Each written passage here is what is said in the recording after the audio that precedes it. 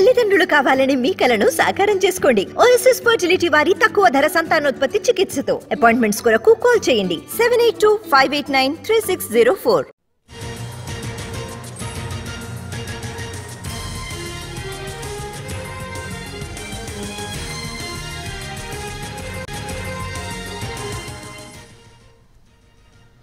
వైసీపీకి ఒక్క సీటు కూడా వెళ్లకుండా పనిచేయాలన్నారు జనసేన అధ్యక్షుడు పవన్ కళ్యాణ్. ఈ పొత్తు దశాబ్దాల కాలం వరకు ఉండాలన్నారు. అలా అయితే వైసీపీ పాలనలో జరిగిన విధ్వంసం నుంచి రాష్ట్రాన్ని కాపాడుకోగలమని చెప్పారు పవన్.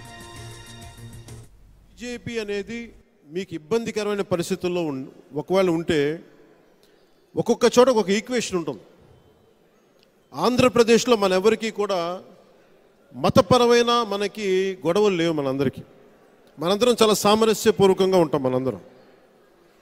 అందుకని ప్రత్యేకించి బీజేపీ ఉంటే మన ఓట్లు వేయరని రేపు పొద్దున సాదిక్ గారు మీకు కూడా ఈ ఇబ్బందులు ఉంటాయి. ఒకటే మాట చెప్పండి మన సమాజానికి అందరికీ, మనకి అన్యాయం జరిగితే పవన్ కళ్యాణ్ జనసేన మన వైపే ఉంటాడు తప్ప ఇంకో వైపు ఉండడం చెప్పండి.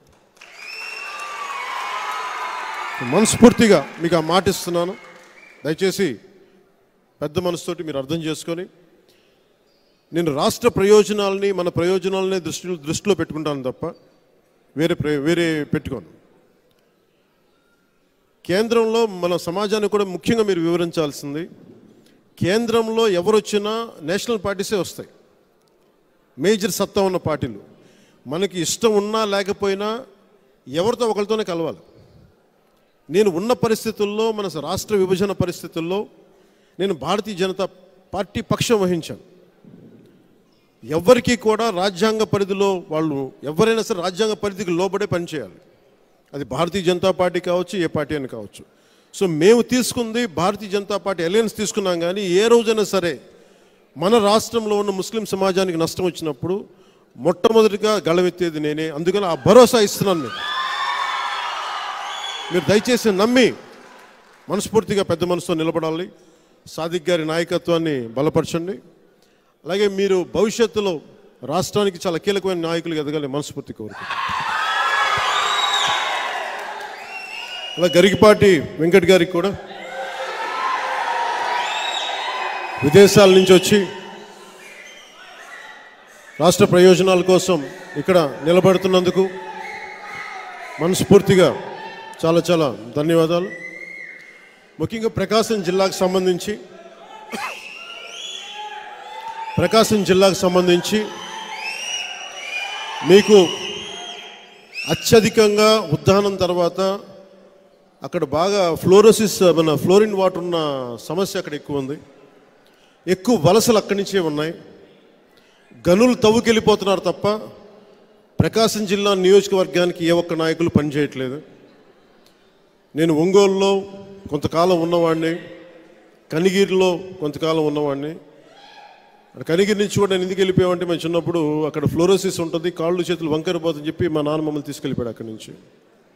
ఆ రోజు నుంచి ఈ రోజు వరకు కూడా అక్కడ సమస్యలు అట్లాగే ఉన్నాయి. అభివృద్ధి అవకాశాలు నాయకులకు ఉన్నాయి కానీ ప్రజలకు లేదు. వలస లాగాలి ప్రకాశం జిల్లాకు సంబంధించి. ఈ రోజున మనం తెలుగుదేశం పార్టీతో అలయన్స్లో ఒక్క సీటు కూడా వైసీపీకి పోకుండా మన అలయన్స్ కొట్టేయాలి ప్రకాశం జిల్లా. మొన్నే మాట్లాడాం, ఉభయ గోదావరి జిల్లా వైసీపీ విముక్త ప్రాంతాల్లాగా సాదిక్ గారి నాయకత్వంలో, సాదిక్ గారి బలంతో, మన నాయకులందరి బలంతో ఉత్తరాంధ్ర కూడా వైసీపీ విముక్త ప్రాంతం కావాలని మనస్ఫూర్తిగా కోరుకుంటున్నాం.